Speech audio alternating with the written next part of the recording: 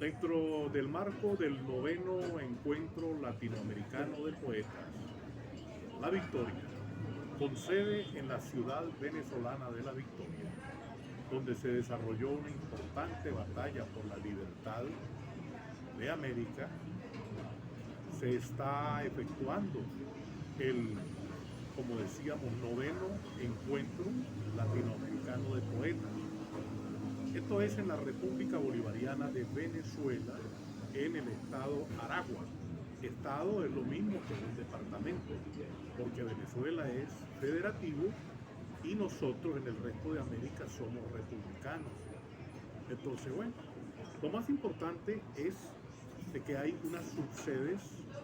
En estos momentos estamos en la subsede colombiana, desde Bogotá, República de Colombia, y tenemos a nuestro especial invitado, el doctor, profesor, catedrático, editor y de Ediciones Cátedra Pedagógica, quien de una manera muy afectuosa está con nosotros, sumándose a pedido de los organizadores en la República de Colombia, quienes son Patricia Rodríguez Álvarez y la licenciada Flor de María Finlay Ocaña.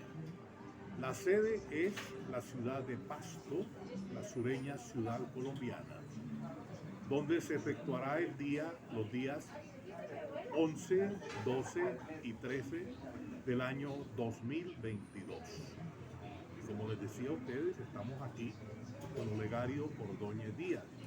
Un saludo muy especial, doctor Olegario Ordóñez Díaz, director de Ediciones Cátedra Pedagógica.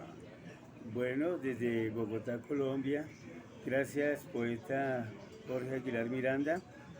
Un saludo muy especial para todos los poetas que confluyen al noveno Encuentro Latinoamericano de Poetas La Victoria. Un saludo especial para las organizadoras, de doña Flor y doña Patricia en Colombia, y el maestro William desde Venezuela, organizador de todo este evento.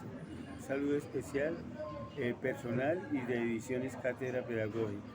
Poeta, ya que estamos hablando de Ediciones Cátedra Pedagógica, ¿qué cobertura en principio nacional posee esta editorial?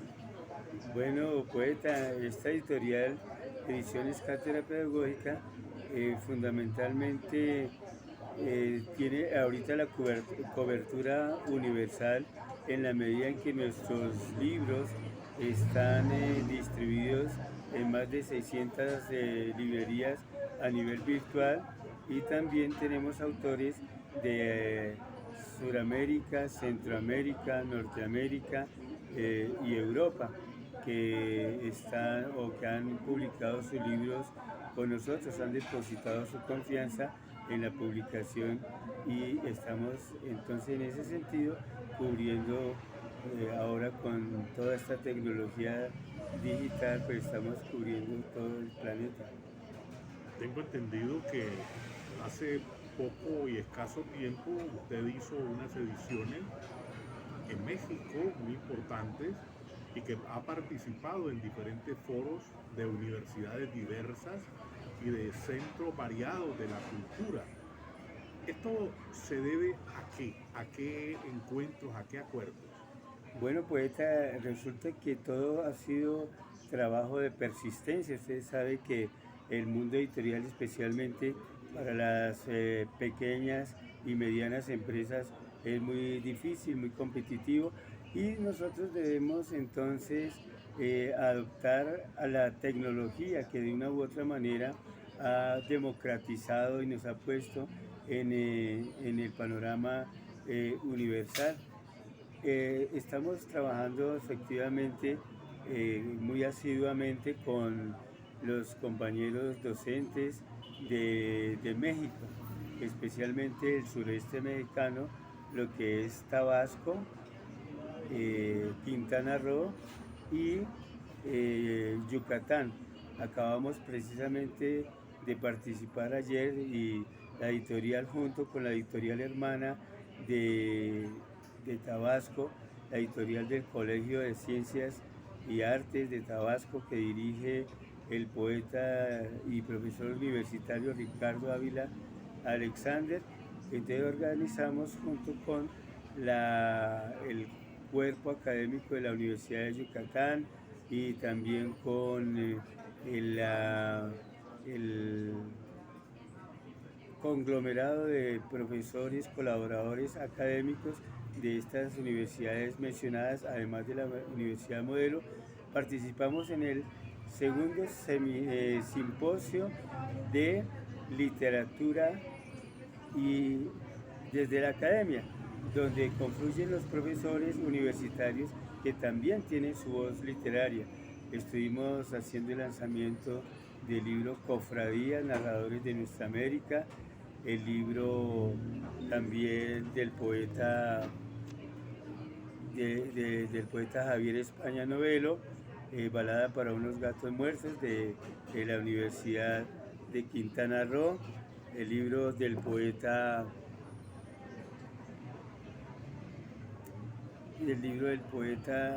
Javier, entonces ya fue lanzado allí. También el libro del poeta Ricardo Ávila Alexander, Tras los pasos de Hatim, una mirada metafórica acerca de la vida y obra del poeta colombiano Raúl Gómez Hatim.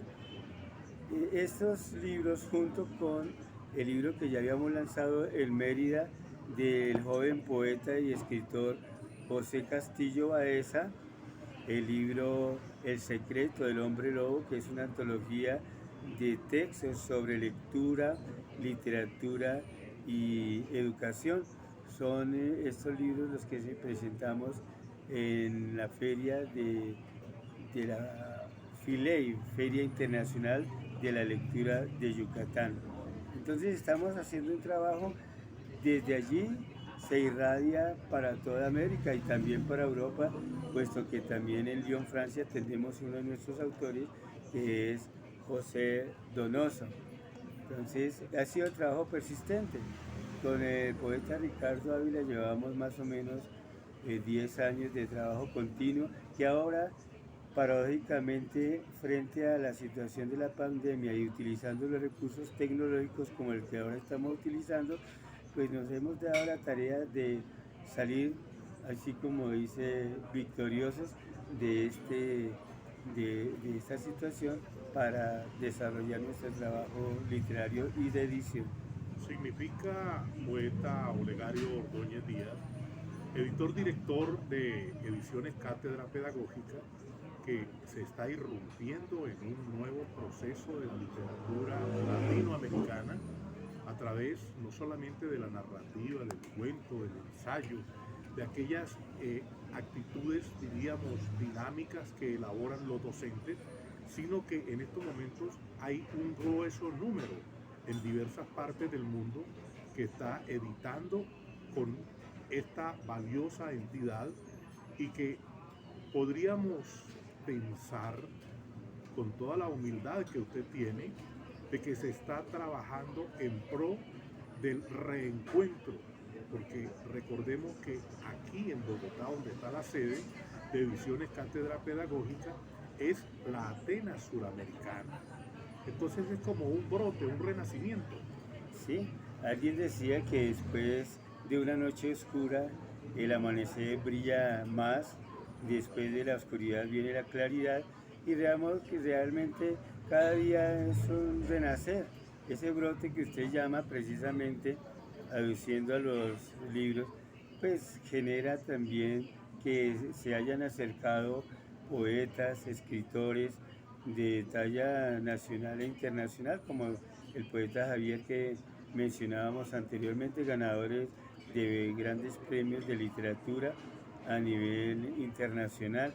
Y esto nos ha posibilitado también estos encuentros para formular varias líneas de trabajo. Una de ellas precisamente es la línea de los poetas de la colección latinoamericana de literatura, entre los cuales uno de los primeros libros publicados fue el del poeta Jorge Aguilar Miranda, Poemas de Camino, que ha recogido más de 30 años de de trabajo literario y que para fortuna nuestra y para satisfacción del poeta, pues dimos a la tarea de publicar y ha tenido gran resonancia porque no solamente es el libro, sino tras el libro está el autor que ha tenido una actividad en los medios muy grande, que a pesar de las dificultades que se presenta, ha sabido llegar a la tecnología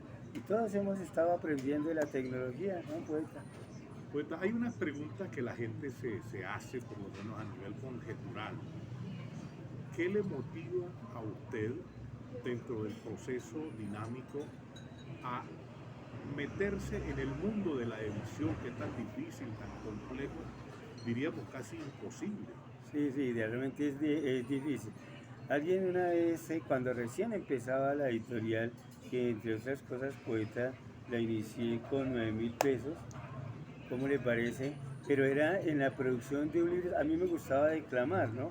Declamar la poesía costumbrista, la poesía del Indio Duarte, y entonces declamaba, y entonces dije un día, pues yo voy a hacer una selección de esos poemas, y me autodenominé en esa época que, y con un seudónimo Sebastián Díaz, el declamador de América, ¿no? Ujú. Entonces dije, bueno, voy a seleccionar esos poemas entre los cuales está Penas y Alegrías del Amor, para mí todas son madres, esas que aprendimos en el bachillerato y en el El transcurso de la seminarista vida, de los ojos el negros. seminarista de los ojos negros. Entonces hizo un folleto de, de 48 páginas de poesía popular y ese folleto lo fuimos distribuyendo después. Tenía unos cuentos, 4 cuentos que todavía los sacamos, entre esos El soñador enamorado, Sueños de príncipe, Llamada de larga distancia, y de cada uno que son cuesticos de ocho hojitas, 16 páginas, entonces yo los publiqué con fotocopias y en esa época pues la tecnología no estaba tan avanzada. Le cuento que los computadores recién llegaban a Colombia. Eso hubo gente que se resistía a trabajar, por ejemplo, la edición de los libros a través del computador, pues no era posible. Entonces, pasar de las galeras del fotomontaje allá a la impresión láser, pues eso fue una pelea tremenda, eso no fue fácil. Y entonces tocaba recortar, como a usted seguramente también le tocó, pedacitos de hoja y armar una carátula y después salir por los colegios a difundir nuestros cuentos. Pero fue tan grata la satisfacción, poeta, que le cuento a nivel anecdótico que en esa época pues eran escasos los recursos y hubo compañeros que de esos cuentos empezaron a sostener su hogar, de la poesía popular y de los cuentos, de estos cuentos cortos. Íbamos por los colegios y la gente los compraba, creo que a 1.000 pesos. Algo muy similar, poeta, a esta enseñanza que nos muestra que se puede emprender y emprender con escasos recursos económicos, pero con valiosos aportes morales, y cuando el sentimiento es capaz de lograr objetivos y romper con aquella cosa de que no se puede. Yo creo que no, vamos a intentarlo y se está logrando. Yo voy a comentarle, poeta, que el encuentro latinoamericano nace raizalmente en la ciudad de Mérida en 1987, en una mesa de comentarios donde está el poeta Max Efraín Pérez, un escritor boliviano muy valioso, de grata recordación, a quien algún día le tendremos que rendir homenaje, porque levantó la literatura del llano venezolano y en sí de la estructura moderna de la narrativa criolla en Venezuela. Hizo una obra importantísima también en Bolivia y aquí en Colombia, donde escribió Azúcar Amargo en la ciudad de Cali, Colombia. Entonces, allí que estábamos este negrito, Jorge Aguilar Miranda, Max Efraín Pérez y William Hernández, ambos muy jóvenes, porque eso fue en 1987, en el otro siglo. Y William decía, yo estoy realizando actividades en Caracas, en La Victoria, estoy haciendo muchas cosas en los valles de Aragua. Y entonces nosotros llegamos a la conclusión de que su movimiento, que se llamaba Senderos Literarios, podía crecer. Y hay una similitud entre lo que realizó el poeta Olegario Ordóñez Díaz y lo que hizo y sigue haciendo en estos momentos esta gran familia del Encuentro Latinoamericano de Poetas de la Victoria. Ediciones Cátedra Pedagógica se suma y va a estar en el 9º encuentro en la ciudad de Pasto, poeta.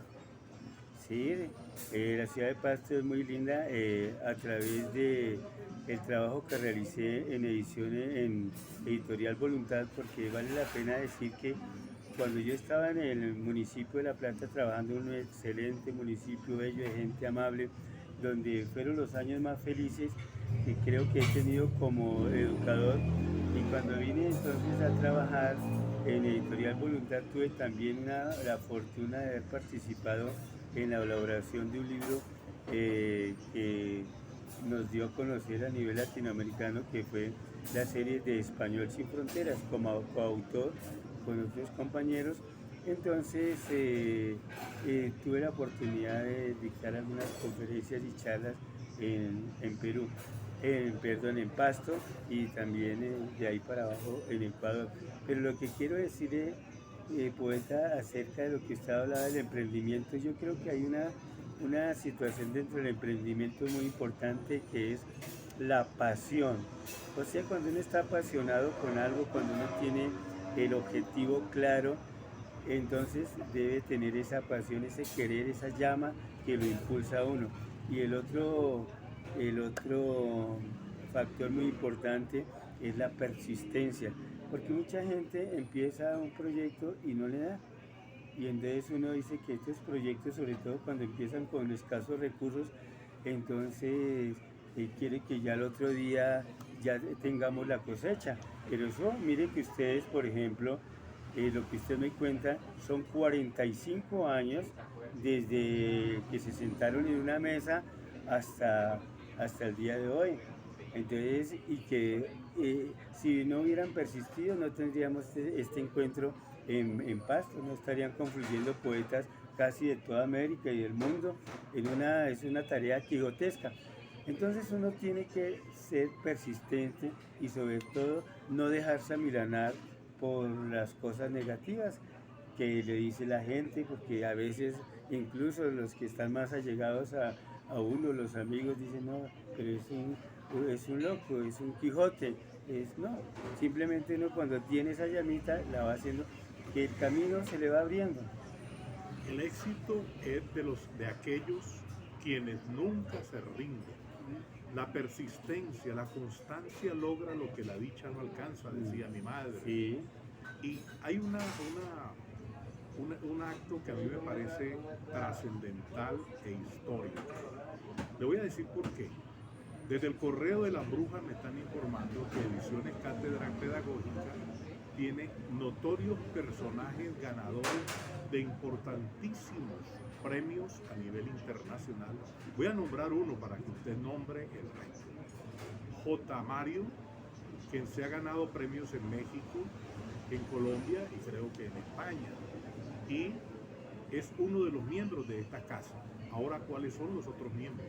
Pues sí, José Mario Arbeláez es uno de los grandes poetas colombianos, fundador junto con Gonzalo Arango del movimiento nadaísta caleño de su tierra. Estudió en el Colegio Santa Librada, se ganó un premio allá como, e incluso le dieron su título de bachiller allí ad honorem. Entonces, J. Mario Arbeláez, tenemos la fortuna de haber publicado, le cuento, el primer libro que él escribió cuando tenía 18 años, pero que nunca había publicado, poeta, que se llama Zona de Tolerancia. Son esos poetas, esos poemas de juventud, de un muchacho que iniciaba esa carrera poética que se deslumbró por todo ese movimiento nadaísta y entonces empezó a escribir sus poemas, pero él nunca publicó el libro. Entonces publicaba uno que otro poema. Entonces en 2013, 2014 hizo la recolección de esos primeros poemas y entonces lo publicamos en un libro que lanzamos en la feria del libro que se llama Zona de Tolerancia. Entonces este libro, y claro, J. Mario Arbeláez pues es un escritor insigne de Colombia y ha representado a Colombia mundialmente en muchos eventos y entonces él es uno de los autores con el cual hemos publicado los libros y tenemos otro libro que es más bien autobiográfico de prosa poética, muy lindo, que se llama La novia dijo no. Hay una cosa muy notoria, es que J. Mario estudia en el Colegio de Santa Librada, que es uno de los más distinguidos institutos colombianos, y popularmente lo llamamos Santa Pedrada, porque de ahí surgen la gente más incisiva, la gente más naturalmente, vamos a decir la palabra, aunque después nos pese, aunque no nos va a pesar, donde salen los revolucionarios del Valle del Cauca. Entonces, pero en estos momentos la editorial Ediciones Cátedra Pedagógica y este movimiento de poesía latinoamericana que dirige William Hernández están haciendo una cosa que es la revolución de las letras, la unificación en el lanzamiento del verbo y la palabra, el análisis intenso de lo que significa este proceso de esta América sufrida, martirizada, colonizada. En fin, no estoy haciendo un discurso político de ninguna manera, sino que estoy hablando de lo que es la realidad poeta que nosotros tenemos y que la llevamos adentro. Entonces, tanto Ediciones Cátedra Pedagógica como el movimiento de poetas latinoamericanos tienen como una familiaridad, yo diría que son primos amigos, yo diría que están, como se dice, en la imperiosa necesidad unificante de trabajar para seguir y lograr objetivos en lo que significa el proceso de la nueva literatura latinoamericana. Sí, poeta, es que precisamente cuando hablamos de la oscuridad, eso me hace recordar pues a nivel mítico el nacimiento del mundo.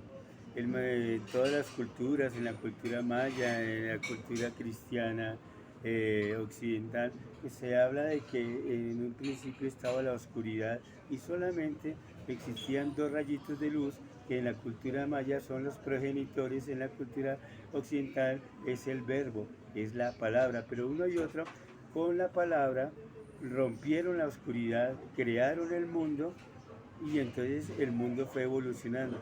Digamos que este momento de transformación de la que hablaban las profecías mayas incluso, este momento de transformación es el resurgir de esa palabra. Mire que en América existen movimientos y hay movimientos en Medellín, hay movimientos en Bogotá, en Centroamérica, en Estados Unidos, en México, amigos nuestros como Paritachi, como el mismo Ricardo Ávila Alexander, el poeta Javier. Hay un gran movimiento. ¿Y la poetisa de Medellín? Ángela Penagos, y que es una trabajadora incansable de la poesía, la comunidad de poetas al viento que tiene, también el maestro Bedoya está dirigiendo allí en Medellín. Entonces, digamos que hay esa confluencia de la palabra, ese renacer de la palabra, pero sobre todo que es una palabra a nivel latinoamericano que se hermana, ¿no? Es una palabra que crea, y no solamente crea cosas, sino lo que usted acaba de decir, crea la conciencia, porque hay una conciencia de transformación positiva del mundo. Ya la inteligencia del hombre determina desde el punto de vista ético qué es bueno, qué es malo, qué es lo mejor. Y entonces es a través de la palabra, y la palabra no solamente dialogada, sino la palabra hecha poesía, la palabra hecha cuento, la palabra hecha narrativa. De ahí que todo eso confluye a esa necesidad de comunicar y de transformarnos positivamente a través de la palabra. Estamos transformando el mundo a través de la palabra. El verbo viene hacia nosotros y nosotros lo modificamos Y hay una invitación muy importante a todos aquellos que escriben. Yo no me voy a tomar el papel de entrevistado de ninguna manera, sino que considero que se hace vital, se hace importante para nosotros decirle a las juventudes de que investiguen, de que analicen, de que estudien.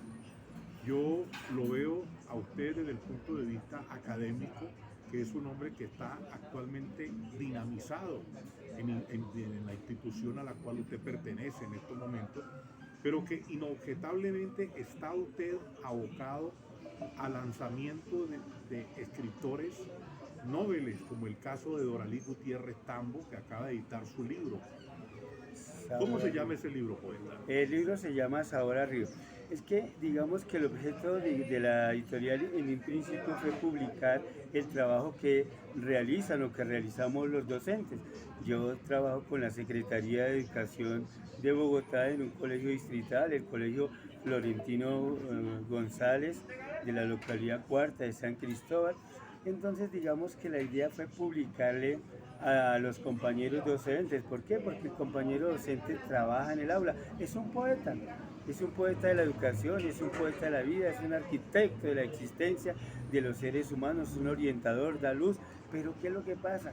Su trabajo es de espaldas a los aplausos, es un trabajo silencioso y uno descubre que los apuntes van quedando así como en cuadernitos, los archiva, después se los botan, dice mi papá, mi mamá, ¿qué hace con todos estos archivos? Y le botaron un poema. Entonces yo me di a la tarea de decirle y convencer a los maestros poetas, docentes, escriban sus experiencias, su vida, su poema, y los van a, como usted siempre dice, vamos a trabajar la palabra, pero tengan esa oportunidad de escribir, pero también a la editorial ha llegado gente que, por ejemplo, escribe y no ha hecho sino 2 meses de primaria. Historia de mi vida de el señor de Chepe Bayona, allá en Valledupar. Me encontré con la hija en un avión, yo venía desde Barcelona y en un avión había ido a visitar a un autor. Barcelona, España. Sí, había ido a visitar a un autor en Suiza, a Mahmoud Baker. Entonces veníamos y entonces ella era una incansable habladora allá y dijo que tenía en su poder 7 cuadernos que el papá había dejado con la ilusión de que algún día se volvieran un libro. Y ella pues había, como hija mayor, había quedado con ese compromiso. Y en el avión dijimos, bueno, vamos a hacer esa tarea. ¿Con qué trabajo lo hicimos? Y un señor que en la vida del Señor es una poesía, sin tener plata, con la pobreza más absoluta, pero con una moral y una persistencia incansable desde el pueblito de Manaure, allá junto a Valledupar. Manaure es esa. Entonces dio 8 hijos y qué bonito fue el día de lanzamiento encontrar todos los 8 hijos, todos profesionales, cada uno con el libro de su papá en la mano. Poeta, fíjense que usted decía anteriormente de esos procesos de la cultura. Escasamente tenía segundo año de primaria. Pero yo me pregunto, vamos a ver, ¿dónde están los títulos de Sócrates, el padre de la cultura occidental? ¿Dónde están las titularidades, por lo menos las titularidades academicistas de Simón Bolívar? ¿Dónde están las titularidades académicas de Napoleón? Yo diría que son luchadores persistentes y permanentes, cada uno en sus diferentes terrenos, los unos guerreros, los otros políticos y los otros filósofos. Pero de todas maneras lo que usted acaba de emanar del hombre de Manaure, para decirlo así, este prohombre de Manaure, nos da a nosotros un incentivo, no solamente a nosotros los que estamos metidos en el mundo de la escritura, sino a las juventudes, a quienes invitamos, a quienes excitamos, a que escriban, porque hay un narrador venezolano llamado Cotepa Delgado que decía, escribe que algo queda. Algo que... Y Ediciones Cátedra Pedagógica está abriendo esa apertura. Poeta, yo tengo una pregunta de una frase que tiene el Encuentro Latinoamericano de Poesía, que es lapidaria, o sea, que es total, que dice, nos une la poesía. ¿Qué criterio le merece a usted esa palabra? Pues sí, digamos que como decíamos, la palabra, la poesía, la palabra hecha ya arte, hecha metáfora, hecha poesía, y es que el mundo, por donde uno lo mire, el mundo es poesía. El mundo, este mismo momento es un acto poético, aquí rodeados de esta pequeña naturaleza, el hecho de que nos estén escuchando es un acto poético, entonces realmente la poesía debe ser la unión, el deseo de querer contar nuestro mundo. Y es que hay una cosa, poeta, es que la poesía, como la literatura, como estas narraciones, nos impiden que el olvido se tome el mundo. ¿Por qué? Porque, por ejemplo, las familias, uno le pregunta a los muchachos por su abuelo, escasamente saben el nombre, no saben dónde nació, no saben qué hizo, ¿no? Escasamente de pronto conocen al papá y a la mamá porque lo ven todos los días ahí, pero ya la historia familiar se queda en el olvido. Yo recuerdo mucho una frase de una de nuestras autoras de grata recordación, que fue doña Miriam Gómez, también del Valle del Cauca, que ella empezó a escribir a los 75 años. Ella era cantante de ópera, pero se quedó sin voz, de muchos problemas de carácter de salud, de su corazón, y ella estaba como apagándose porque ya no tenía, usted la conoció, poeta, y entonces dijimos, alguna amiga, Rosaluna, dijo, pues escriba su libro, y entonces ella empezó a escribir sus memorias, y escribió un libro muy lindo que se llama Historia de mi vida, un libro abierto. Es la historia de la vida desde que nació, toda la situación familiar en el Valle del Cauca, en su pueblo natal, después su traslado a Cali, su traslado a Bogotá, y cómo también a través de la vida fue levantando a su familia. Y entonces ella se convirtió, digamos, como escritora en el eje familiar. Después ella tenía como una frustración y ella quería ir a España porque ella se sentía gitana, ella quería ese mundo de los gitanos. Ella a través de la música llegó a conocer la música gitana, tocaba sus castañuelas, bailaba, se vestía como gitana, era el centro de atención en las festividades familiares, y entonces ella quería ser gitana. Entonces yo le dije, poeta, pues escríbase un libro donde usted sea una gitana, y escribió un libro que se llama Sangre de raza gitana y sueños de una gitana, y entonces eso le permitió. Y el último libro que escribió es el último libro que escribió es el de La primavera en otoño, que así poéticamente narra esa última experiencia de su vida, y narra, son unos consejos, unos diálogos con su familia, y es un libro corto, pero que lo extrajo de lo que se comunicaba con el Facebook. Y cosa curiosa, pues lo íbamos a publicar y se enfermó entonces de COVID. Entonces dijimos, bueno, esperemos a ver qué se aliente.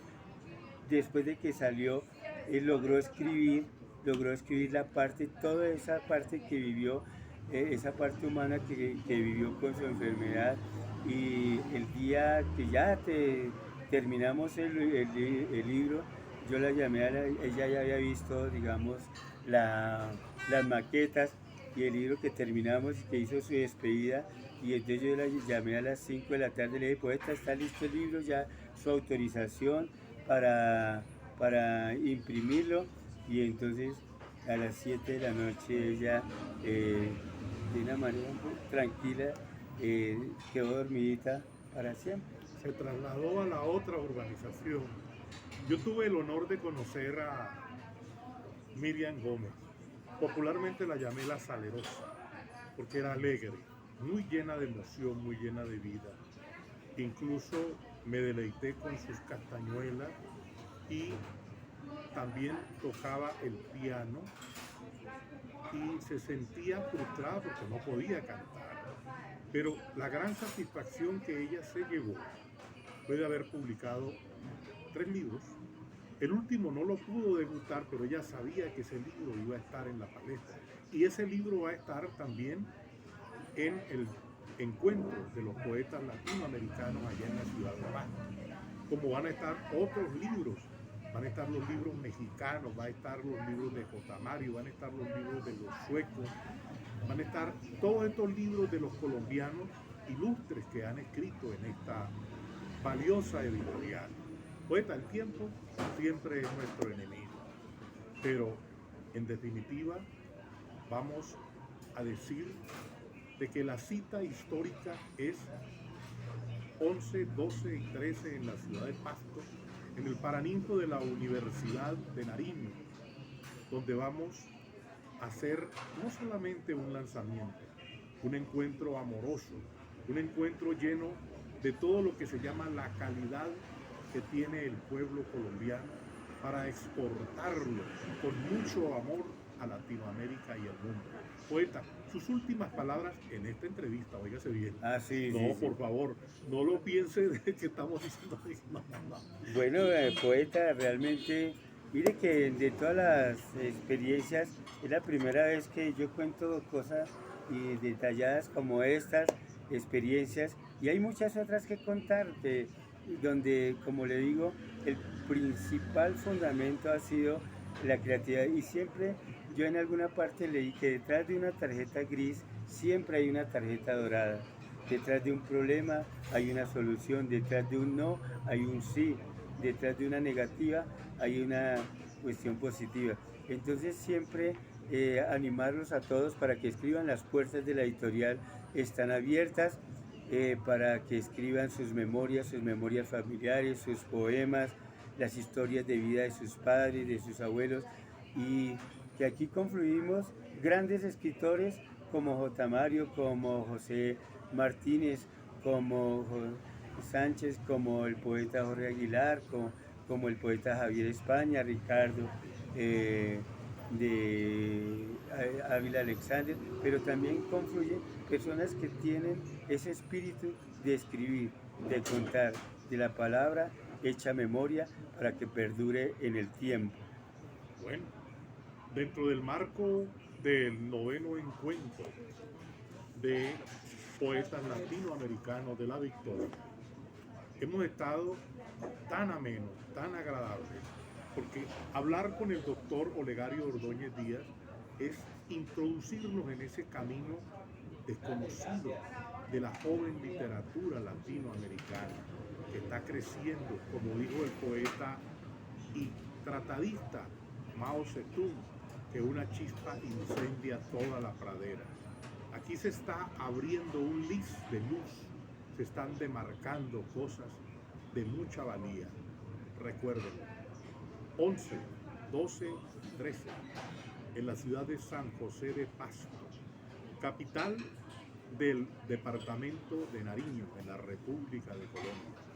Allí estaremos, la editorial Ediciones Cátedra Pedagógica, mostrando toda la magnitud de su obra, como lo acaba de hacer su editor director, y narró para ustedes en calidad de entrevistador Jorge Aguilar Miranda, desde Bogotá, República de Colombia.